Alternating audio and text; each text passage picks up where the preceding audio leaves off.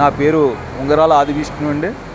గోకవరం మండలం గోకవరం గ్రామంలో మా పెద్దలు గోకవరం మండలంలో ప్రముఖ గాయకులు శ్రీ వర్షాల ప్రసాద్ గారి సమక్షంలో ఈ రోజున దివంగత భారతదేశ కోకిలిగా పేరు ప్రఖ్యాతులు పొందినటువంటి ఆశా భోంస్లే గారి యొక్క మరణానికి సంతాపాన్ని తెలియజేస్తున్నాం.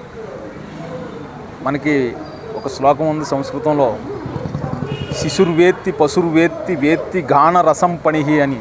అంటే గానానికి శిశువులు అంటే పసిపిల్లలు, పశువులు అంటే పశుపక్షాదులు, పణులు అంటే పాములు, ఇవన్నీ కూడా స్పందిస్తాయని, అవన్నీ కూడా పరవశిస్తాయని, ఆనందిస్తాయని మనకి సనాతన ధర్మం చెప్పింది.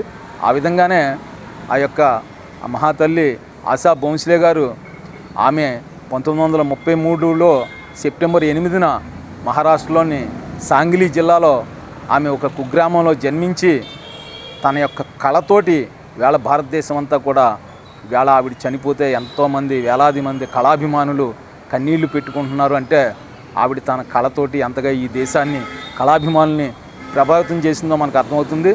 అంచేత కళకి భాష కానీ, ప్రాంతం కానీ, కులము కానీ, మతము కానీ అడ్డురాదని నిరూపించి లక్షలాది మంది అభిమానులను సంపాదించుకుని ఇవాళ ఆ దిగంతాలకు వెళ్ళినటువంటి ఆ యొక్క మహాతల్లి మహాగాయని ఆశా భోంస్లే గారికి మా గోకవరం కళాకారులందరి తరపున మేము ఘన నివాళులు అర్పిస్తున్నామండి.